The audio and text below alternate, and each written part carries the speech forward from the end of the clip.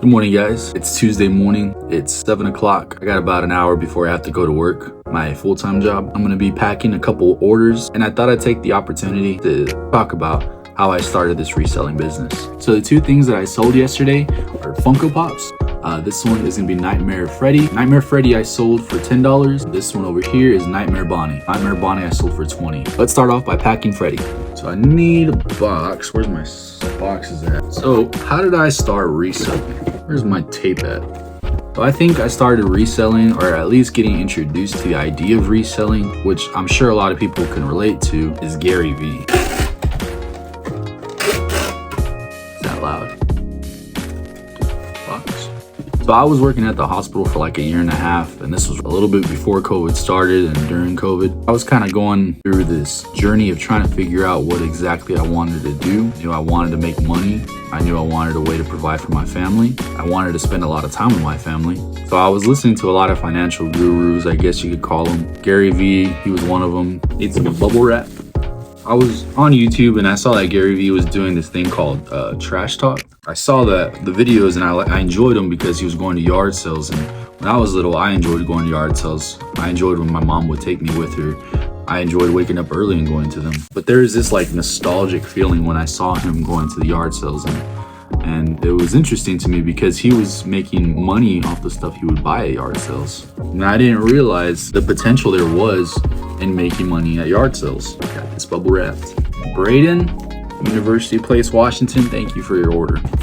And it is boxed. So yeah, I was watching Gary Vee. I enjoyed his videos. I think he only had like 3 or 4 of that Trash Talk series. We didn't have a lot of extra money at that time. I wasn't making a lot of money at the hospital.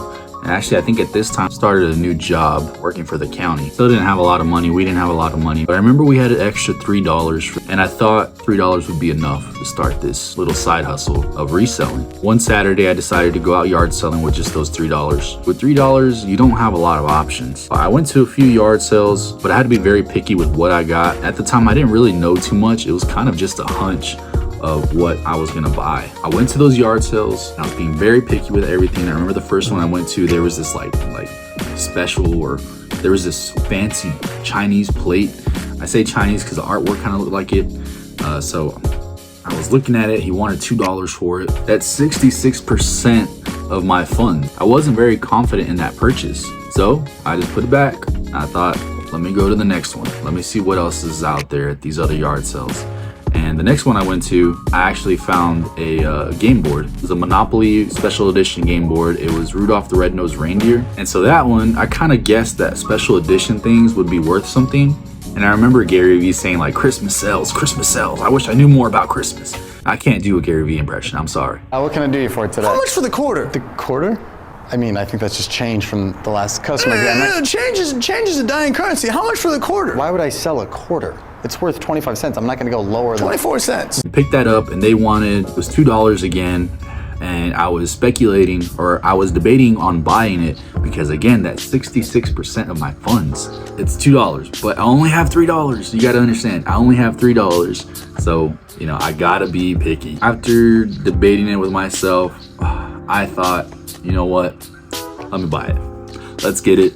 Let's see what happens and what it's worth. So when I got back to the car, I used the eBay app to look it up because at the time I was nervous. I didn't want to use it in front of people. I was very shy. Game board wasn't in the greatest condition. The box was really roughed up. There was tape holding it together. Looking on eBay, looking on Mercari, it looked like a pretty profitable flip. I was seeing comps from $20 to $40 to $50 at the time. I listed on Mercari. It sold within a week, I believe. I sold it for $20 and I was on top of the world. $20 is not a big deal, but turning $3 into $20, that was insane to me. After I sold that Saturday, I used those $20 to go out to more yard sales. I remember finding this snow globe, but it was like a Winnie the Pooh edition snow globe. Bought it for $2, everything worked, it was super cool. My wife wanted to keep it for our kids, or for my son at the time. Ended up selling it for $40. So I turned $3 to $20, which turned into $40. So I was on top of the world, man. I swear, I was like super happy.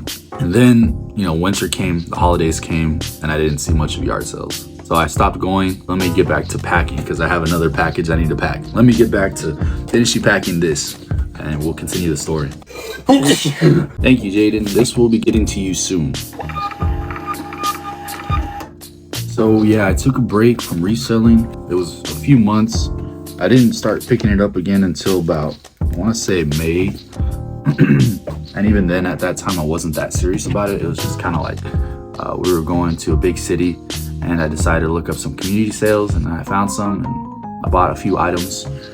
But I knew I wanted to get back into it. Boxes are ready to go. So yeah, I wanted to get back into it, and it wasn't until maybe like June, July that I started getting real serious.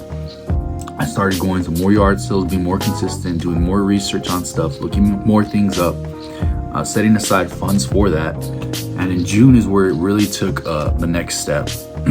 I found this YouTube channel, Chase After the Right Price, Caterpie Crew, and I loved what they were doing. I didn't realize that there was so much potential in video games. And I love video games. I was a gamer growing up. Seeing the love of video games and just seeing video games in general, video games that I would play, that nostalgia hit again.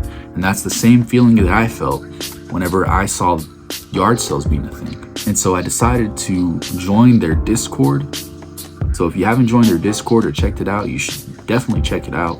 I joined their 30-day eBay challenge, and my sales just started going. They started flying. Not only that, but just finding a community of resellers that share the same interests as you, that was very special to me and very awesome. I like to say I really started hunkering down on my reselling business in June, which is when I joined the Discord. So I got serious in June, and last year, for 6 months, I did $10,000 in sales.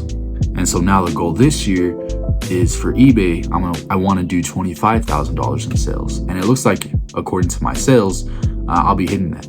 But a big part of this year is that I'm now selling on Amazon. So a goal for mine is to do $25,000 on eBay and $25,000 on Amazon. Now I'm still working a full-time job. I haven't gotten to the point where I'm like, hey, you know what? I'm gonna start doing this reselling full-time.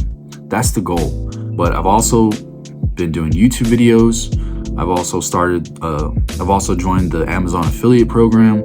So check out the links below. It has all of my stuff that I use for reselling. Use those links to purchase those items, and that'll help me out tremendously. So there's different ways I'm trying to, make this a full-time gig, but I'm loving everything that I'm doing. I love going to yard sales. I love sourcing. I love making relationships with people. I love making deals. I love reselling. I love making content. So this is the journey I'm in. I'm only in my second year of reselling, my first year of Amazon, my first year of making content. You guys are really starting from the beginning with me. Where I'll be in 5 years, I really don't know. That's only something that God knows. But I know that according to Romans 8:28, that God works all things for the good of those who love him and who are called according to his purpose. I'm putting my business in the hands of God. I'm putting my life in the hands of God. And I don't think I can go wrong with that. My family's in his hands. My life is in his hands. He's the Almighty. I'm just his workmanship. I'm just his servant. That's kind of the story of how I started reselling, and this is my journey. So I appreciate you guys for watching this video. Let me know in the comments how you guys started reselling. Please leave a like, subscribe if you enjoy this stuff, and I'll see you in the next video.